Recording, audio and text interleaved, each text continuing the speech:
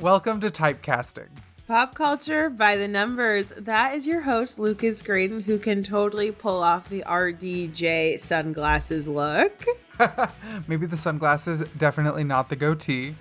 And that's your co-host, Murjanatu Matua, who can run a company second best only to Pepper Potts. Thank you very much. I don't know if that makes sense, but I'd give her a run for her money, I think, for first. I agree.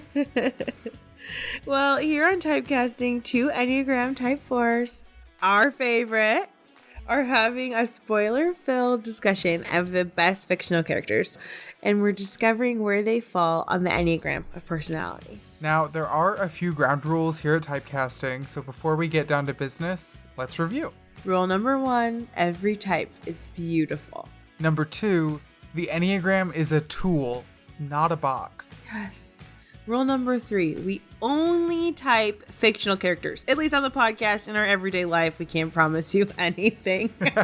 You are the authority on your own type. Number 4, our favorite, we are not experts.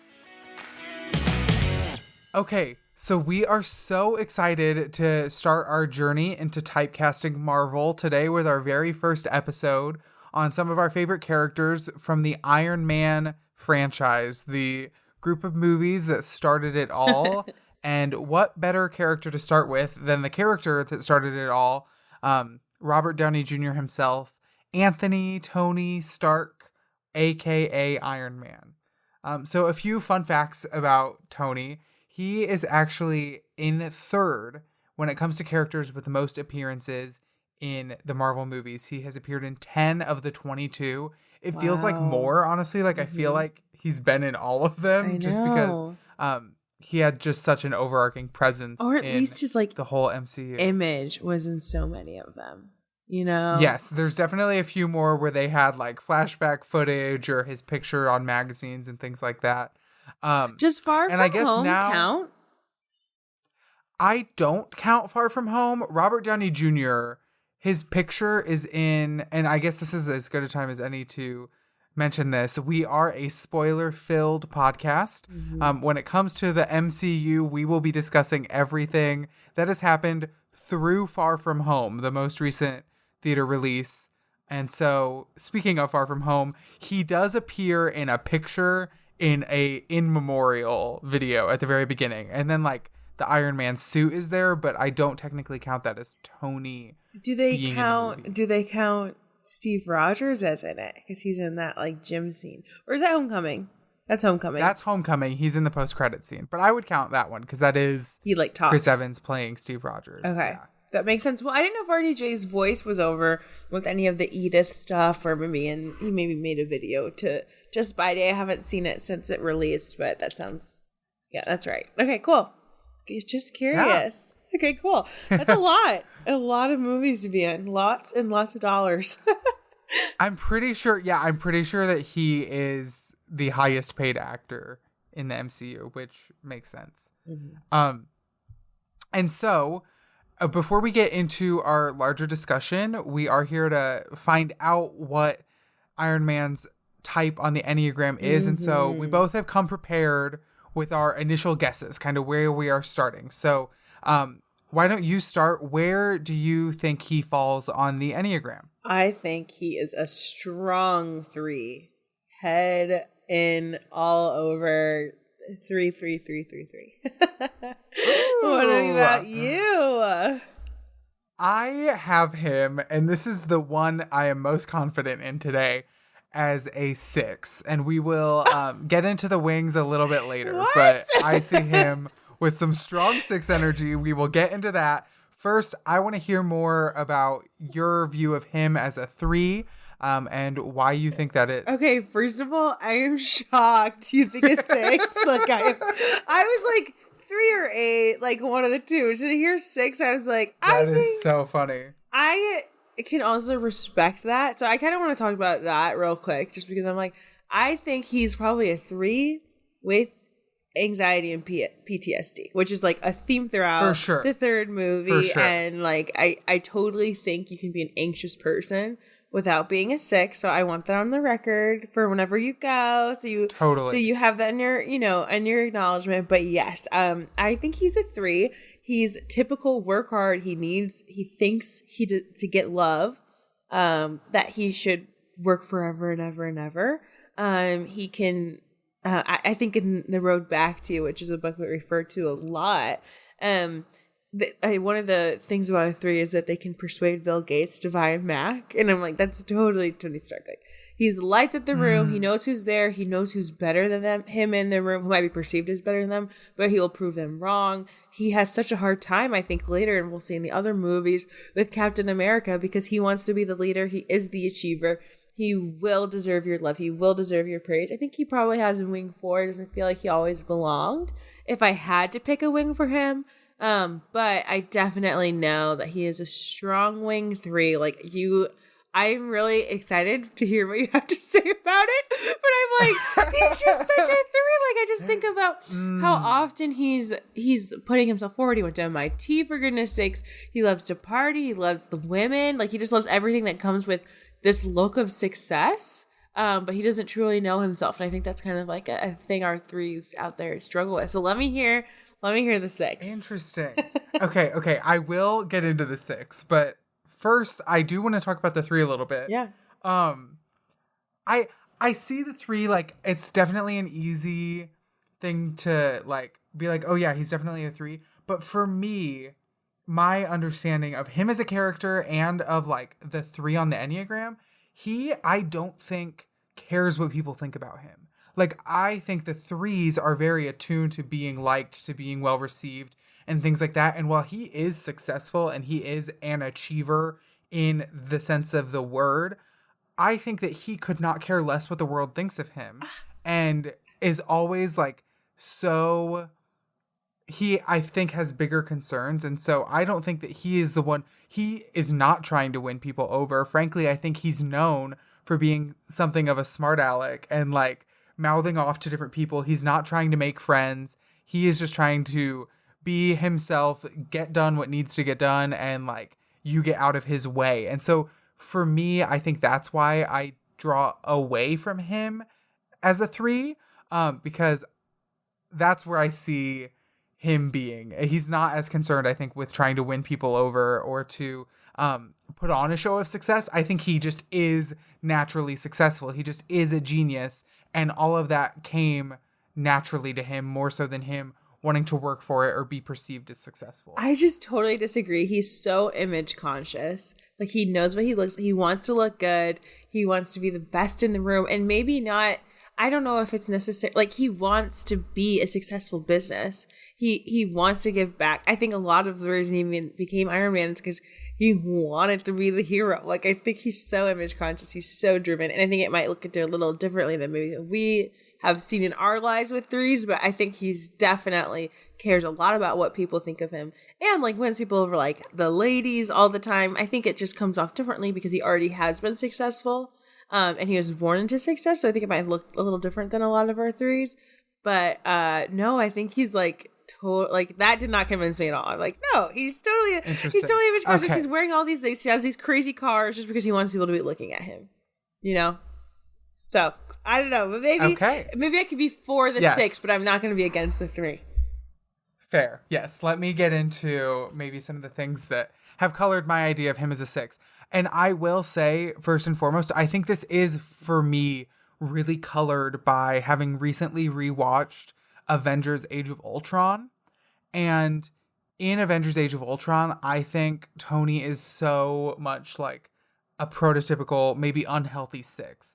6s, as loyalists, are very much about worst case scenarios and looking for security and safety. And I think that his whole goal, his whole point, especially in Age of Ultron, is to build a suit of armor around the world and to protect the world. He is all about protection and security and the anxiety that comes with that. He is an anxious person, and he builds Ultron out of his own underlying fears about worst case scenarios and trying to prevent those things before they happen. Anybody remember when I carried a nuke through a wormhole? No, it's never come up. Save New York? Never heard that. Recall that? a hostile alien army came charging through a hole in space. We're standing 300 feet below it. We're the Avengers. We can bust arms dealers all the live long day, but that up there, that's the end game. How are you guys planning on beating that? Together. We'll lose. And we'll do that together too. And I think that is a huge Six move in his good intentions and his well-intentioned, but his maybe proclivity for overcorrecting and for being too much the protector. And I think actually, as I'm kind of thinking through this in my head, I look ahead towards Civil War, when after Wanda accidentally blows up a building by protecting people in the market from Crossbones, after that big international incident, Tony puts her on house arrest. His first idea is not about personal freedom. It's about safety, and it's about even infringing upon her freedoms to keep people safe and to keep her under house arrest. And he and Steve really come to blows over that decision. But I think that is a decision that's born out of his desire to keep everybody safe. Wanda, but also the people that Wanda may accidentally hurt. And so I see a lot of him and his life and his trajectory being ruled by the uncertainty and the fear and the worst case scenarios. And to your point about kind of the women and the cars and the flashiness, I do think that those stem from him having a strong wing 7 as the enthusiast and as being kind of out there and bombastic. And that's how he externally presents. But deep down, he is all about safety and security. And when he finds something that he dedicates his loyalty to, for example, this family that he builds with Pepper in Avengers Endgame, he will not do anything to risk giving Except that he does away everything or losing to that do it. again. No, I just No, he does everything to save it and to keep it secure. And he says, if we go back in time to fix this, we cannot lose what I have gained. We got a shot at getting these stones, but I gotta tell you my priorities. Bring back what we lost, I hope, yes. Keep what I found, have to, at all costs. He has found his group of people and his small group that he is loyal to, and he will not do anything to endanger them. He is always motivated to save them. But there's no way, and Six is out there. Please defend yourselves.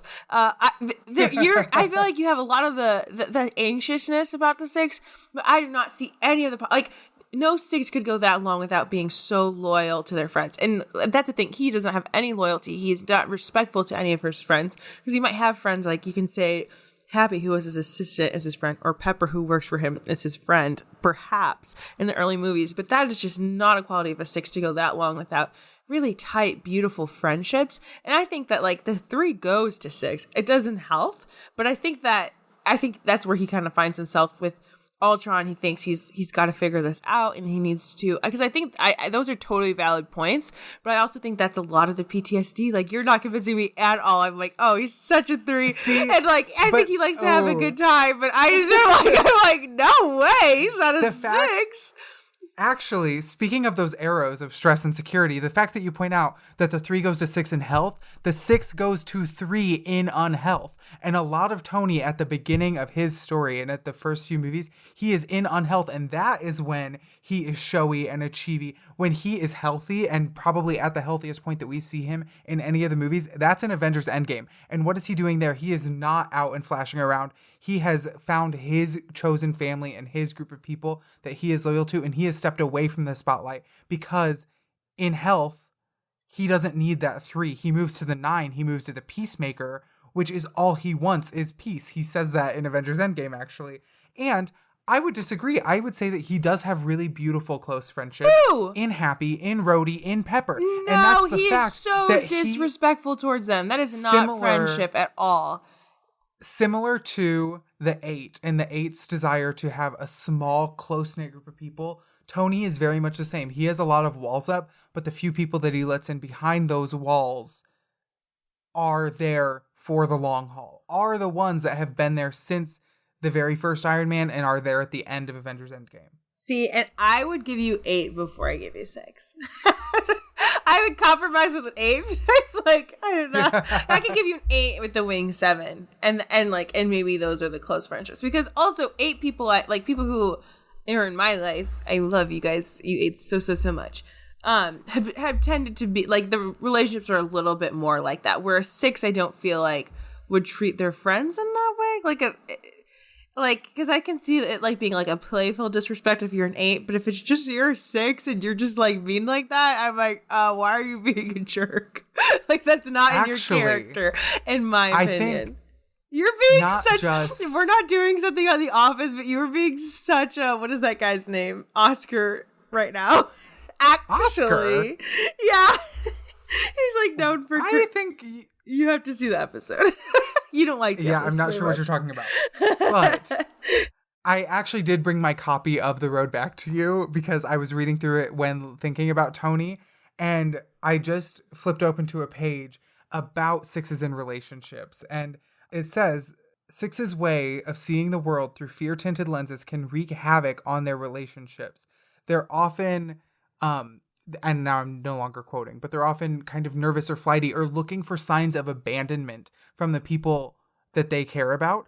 And who do we know who has a fear of abandonment because they never felt loved or known by their very influential father?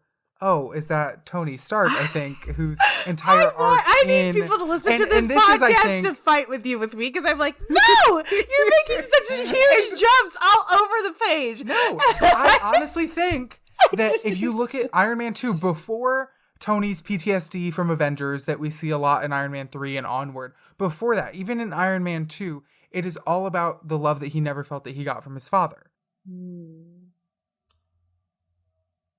Yeah, I'm just not buying it. Sorry, XOXO. We'll move on to the next character, I guess, and ask our friends back home what they think.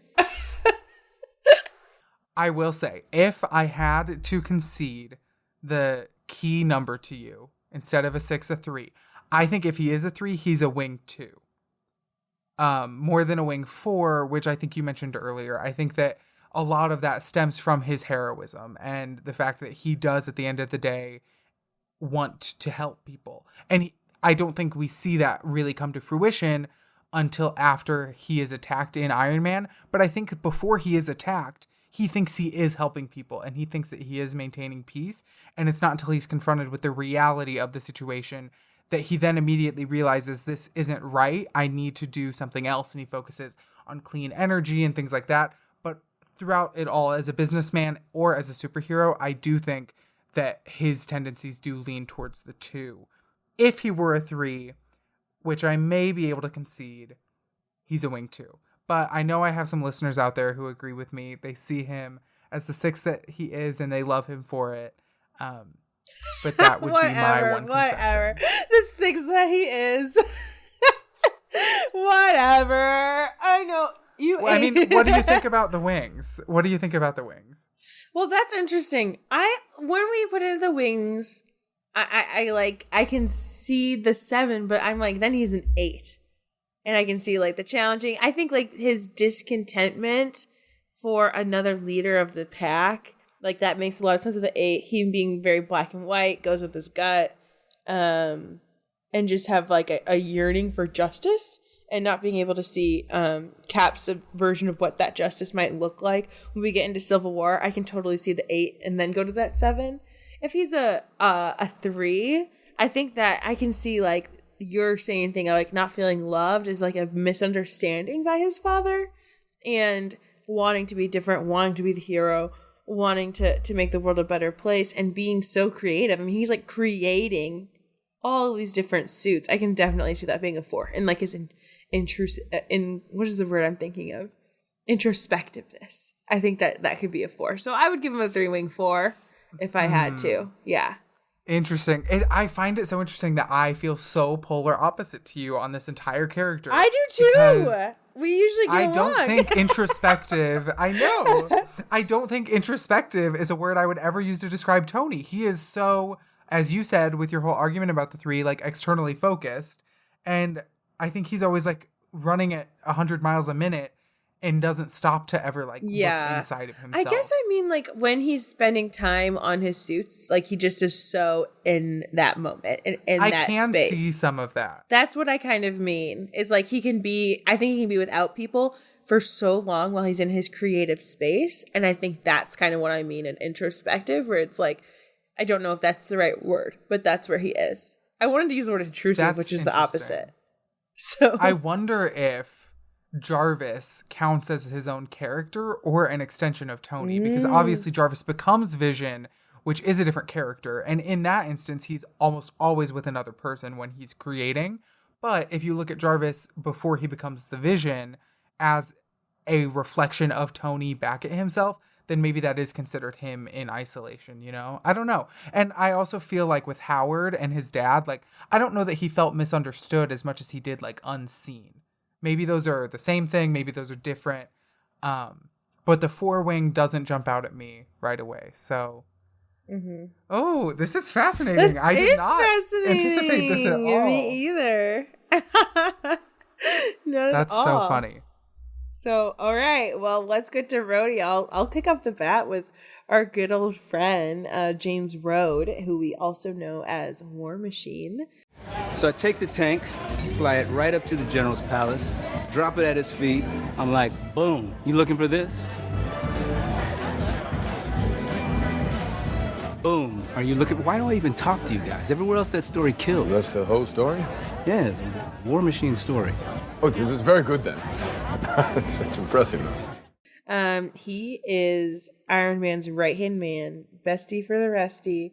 If he's a 6, that he's been with him the longest, and he's in the Air Force, and he's the best. And I thought a couple fun facts about him is that he was originally played by Terrence Howard, and then they did the little black man shuffle, as I like to call it, when on TV they're like, you won't notice if this man grew up as a biracial, light-skinned, green-eyed boy and then turns into a very beautifully dark-skinned man. But or like they do that when they're like casted as children, then into adults, and then also in this film they do it again. And then as Rhodey comes after Iron Man 1, turns into Don Cheadle. So an interesting fact that I thought was really like cool to know about while I was reading about him was that Don Cheadle actually had to take anxiety medication because he was getting so claustrophobic in the actual War Machine suit, which actually was an actual suit for a lot longer than the Iron Man suit was. Because eventually they just made that CGI. But the War Machine shoot was like big and kind of busty, and they made that work. But after hours and hours on set in it, he was like, I cannot do this any longer. And so that's just kind of an interesting piece of information. Yeah. Yeah, no, that's such a cool, I had no idea, but I can only imagine how claustrophobic it would be in that giant metal suit. Yes, exactly. Like, I would not want that either. That is one thing about being a superhero. Those outfits cannot be comfortable at all. Like, any of them. No. I just feel bad for everybody. I'm so sorry, guys. I feel like they make enough money to make up for it, but yeah, yes, for sure. But it'd be like a reservation of mine. You know what I mean? I don't know. Yeah. Personally. Okay, tell me, who is he? What do you think he is on the Enneagram? Good question. I thought a lot about this, and we'll get into this in a little bit, but Rhodey was a harder one for me to pin down. I don't know if that is just his nature as a more secondary character, or also I have not seen the Iron Man films in a long time, and I think that's where he really gets the most chances to shine. But where I landed was right at the top of the circle at the 9 for Rhodey. Mm-hmm. Really? Yes, the Peacemaker. I think you have to be a Peacemaker to be friends with Tony Stark for that long. But what did you think? Where were you at? I gave him a 1, and I can definitely see that wing 9. Okay. Where I just feel like he, in the same way, things are right or wrong. I think most military people have to be like a 1. Like, they're like, fight for justice. This is correct. This is what I'm doing. This is my end game. And he kind of just wants to be... Actually, I was going to give him a 1 wing too until you said the 9. And the fact that I think that he can that he like that's why he wants to serve his country and he wants to be a hero. And like before superheroes were a thing, he was just a hero in the United States military.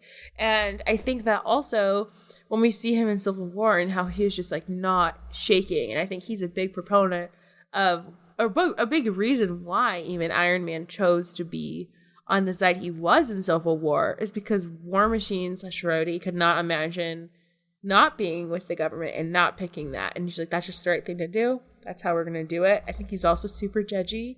I think we see that a little bit as we see in one, I love you guys so much. But I think I think he has a little bit of a hard time like understanding like Scarlett Johansson or why did I call her that? Black Widow. Like I just think he gets a lot of side eyes. There's like really Cap, or like just kind of confused. Is that good loyal friend like One Wing Twos always are, where they're like, I love you, but this is the right thing to do. Always correcting Tony. Because that's the thing, like he is his friend, but he goes down swinging. You know what I mean? And he's always correcting and picking up the pieces, which is a very like One Wing Two selflessness thing to do. Interesting. Okay, I could be convinced on the 1, definitely, but I do see some 9 in him. Maybe it's because one of the scenes that stands out to me is one of the first times that it may be the first time that he puts on an Iron Man suit.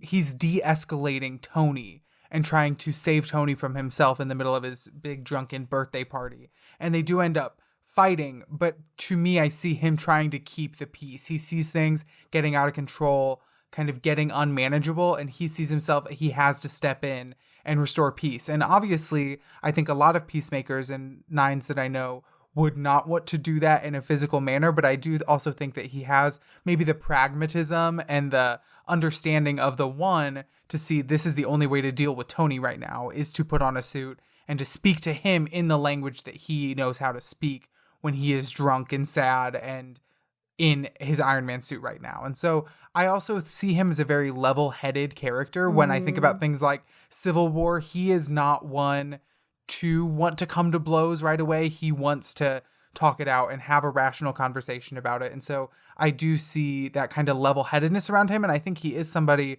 who can try to empathize and see other people's point of views. And so that's, I think, where I got some of the 9. But where he falls between being a 9-wing 1 or a 1-wing 9, I think I could kind of fall on either side of that. Interesting. I don't really see him as like a 9. I don't see him like bending over to like help people or like not make conflict. Like I think he like kind of brings on a lot of conflict. That you don't see him. It's interesting you don't see him bending over to help people, but you think he has a 2-wing. I don't see him changing who he thinks he is to assist others, which I think is something like camouflaging that 9s do to assist others. Okay. I think he will assist others because it is the right thing to do. I could see that. I don't know that I see him super as a 2-wing, and maybe this is just because of my understanding of 2s, but I do think there's a level of like reciprocity that 2s want out of their relationships, and that the 2-wing might bring in there of I help you and I want you to help me back. I want this to be a mutually beneficial relationship. And I don't see, frankly, a lot of people with a 2-wing or a 2 type getting along very well with Tony, because Tony is very, very bad at maintaining his friendships. And I think that he needs people around him who can support him and be there for him while also understanding that he is going to be really bad at reciprocating that. And so for me, I think that's one of the hesitations I have with seeing him on the 2 side of the spectrum. That's so interesting. I don't know. I think that, and I'm basing this more off experience than like literature of like my 1-wing 2 friends. Is that I think they get a lot of their, I don't think they necessarily get their strength from the 2. So I think like they'd be fine with that. Like, it's okay. I see what you're saying. But they have the resolve of the 1. Exactly. So it's not like that's what they need. But I do think people with a 9-wing, like, I think the determination that he has would be a little bit harder. But I'm not sure. I'm not sure at all. But I think that's a good discussion. Yeah. I'm sticking where I started, and I felt pretty strongly about it. But I also think, like, as we've like talked about off mic, is that like Rhodey is one of those like sidekicks of the Avengers. There are not sidekicks in the Avengers. Like, they're a unit, but somehow like Captain America and Iron Man both got sidekicks who happen to be black. And I think like part of the reason we're having such a hard time with this differently, like we had so much composure with Iron Man because he's so complex. It's hard to find his Enneagram because he is a fictional character, so he doesn't actually have one. Where with War Machine, they gave him so little for us to work with that it's probably harder to pick his number.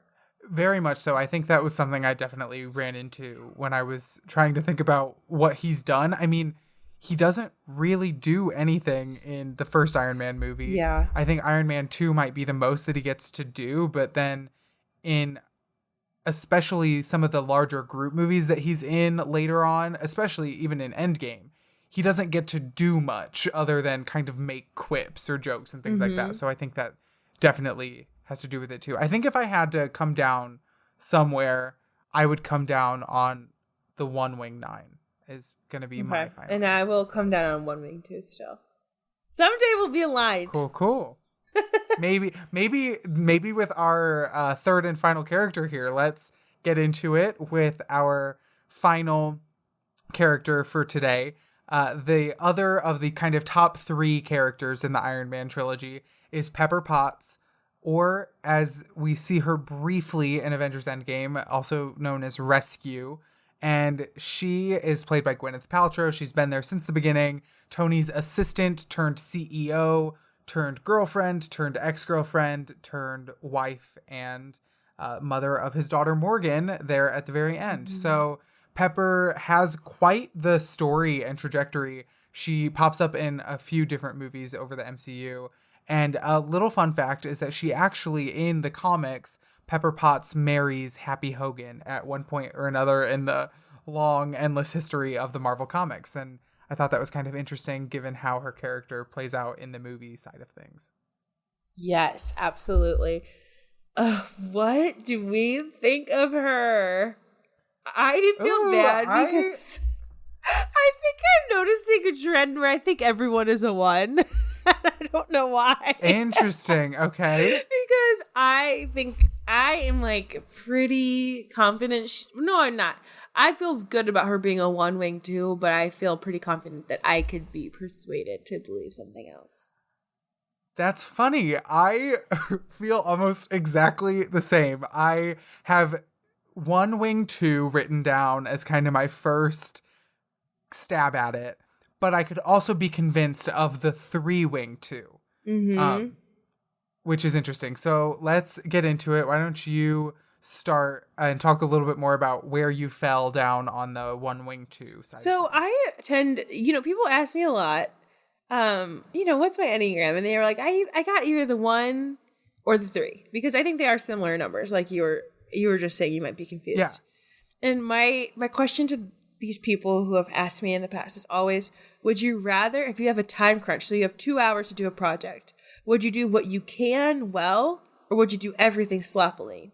And I think that's like the number. That's like what decides if you're a 1 or a 3.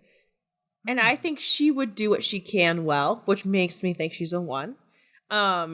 Because I think like just being Tony's assistant for so long, being an assistant in general, in such a huge, I think she's like probably chief of staff is a better word of what her job role was. But just like keeping the books, keeping his schedule intact, like that is just so much work because he's so all over the place and flighty. But the end, like in her and Endgame, and the sweetness and the enduringness and how she is as a mother, and just you can rest now and understanding and knowing and just loving so well and being so thoughtful. Tony, trying to get you to stop has been one of the few failures of my entire life. Something tells me I should put it in a lockbox and drop it to the bottom of the lake. Go to bed.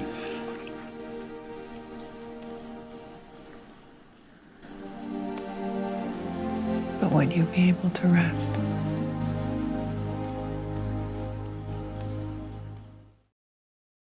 I think that gives her that too, that wing too. But I think that overall she, again, has that clear concept of what is right and what is wrong, and is just like really into the details, and is just a really great CEO eventually as well. I think that's my grasp on her. What about you? I think so. I resonate a lot with what you're saying about the 2, and that's kind of where I'm at. Is I feel that she has that wing 2, and I was confused if it fell on the 1 or on the 3, and kind of where she was in that, because she is such a good helper. She is there. She's not only Tony's assistant or chief of staff. She is running his company even before he makes her the CEO. And she is also babysitting him. She's taking care of him when he is just a mess, a man-child of a person. And she's the one taking care of things and getting things done. And I think that for me, that was a big thing. And I'm not sure where this aligns on your example of the 1 or the 3 and if you have a time crunch. But for me, there's just this overwhelming quality of her personality that is about getting things done. Like she is the person you go to if you need to get stuff done. Absolutely. And I think that there is kind of a no nonsense part of the 1 that I really see in that, where the 1 is like, okay, this is my task and I'm going to do it. No questions asked. Like, just tell me what needs to get done and it will get done. She is the fixer, the planner. She runs the show behind the scenes though. And actually, as I'm talking about it, I'm even pulling myself more away from the 3, because the 3 is the one on stage. The 3 is the one accepting the awards, and she is the one behind the scenes running everything and getting everything done without maybe ever getting the recognition that she deserves. And definitely for the first few years of her and Tony's relationship, not getting the recognition that she deserves. But she doesn't do it for the recognition. She deserves the recognition. And luckily she does get to become the CEO of Stark Industries later on. But she doesn't do it for the recognition or for the attention. She does it because she knows she's really good at her job and she wants to do her job the best that she can. And I think that the 2 is what keeps her by Tony's side, even when she has every right to leave. And luckily, she does know her worth enough to leave a little bit, at least around the time of Civil War and everything. But talking about Pepper and Tony's relationship will get me here for another hour. And I'm like thinking back and I'm like rescinding maybe what I said earlier about War Machine and his 2 wing, and talking about how, he can't have a 2 wing because the 2 would want more reciprocity from Tony, because I actually think that you see in Pepper, her 2 wing is really encouraging her to stay there and to take care of Tony, not just from a business perspective, but from a personal perspective as well. And so this is interesting. I may be convinced, I still kind of have that 9 in the back of my head with Rhodey, but I may be convinced that both he and Pepper are actually 1 wing 2s, which could make sense. I'll count that as a point for me. In the ways... It is a point for you. I don't know if I can fully give up my Tony stance. I may die on that hill, but I do think it's interesting that he surrounds himself by such similar personalities of people. It is interesting. So do you have any more thoughts on Pepper there or anything like that? No, I just want the people to know that, our friend group in college has like this huge document where each person each person is compared to a character in the MCU, or the MCU really to one of our friends, and my person is Pepper. And I want everyone to know that, but we're not similar. I don't know, unless you have some thoughts on that, you could share it with people, but I don't know. That is interesting. I had to pull up that document. I think that you have your 3 wing, and I think that 3 wing that you really are somebody who has achieved so much and is such an impressive person. And I think it's that impressive personality that really stands out when you're comparing the qualities of you and Pepper. Even though your Enneagrams may be different, I can still see some of the similarities. You're also that really dependable person that people go to when they need to get stuff done. And maybe for Pepper, that is when you need your taxes filed. And for you, that is like when you need to process like the things going on in your life or your emotions. Yeah. And so you may serve different roles. That's or maybe you're serving the same role, but in different areas of the lives of the people around you. Thank you. Thank you for saying that. I think that's true. I appreciate that. Happily. Aw, well, I'm so happy our first ever episode is over. Are you happy because it's over or happy because we did it? I'm happy to have accomplished this because my 3 Yes, is I agree. screaming like, yay! It's out there. It's done. It's not. So I would not say I'm happy it's over, but I am happy that we finished this. You know? I agree. All right. Well, do you want more from us? Do you want to follow our socials? If so, our socials are at Typecasting Pod on both Twitter and Instagram. And our email, if you disagree with Lucas, like I know you do, is typecastingpod@gmail.com. Be sure to head over to the podcatcher of your choice and leave us a great review. And if you want to find us, Murjanatu and I, on the interwebs, you can find Murjanatu at Twitter at Murjana 2_, and on Instagram at Murjana 2. And if you want to find me, my work, or any of my socials across the webs, you can just head to lucasgraydon.com. Oh my gosh. Well, we are so happy to have you here. Again, any complaints you have about Lucas specifically, just go ahead and drop those on this website. I'll talk to you soon, Lucas. I'll talk to you soon, Murjanatu. Bye. Bye.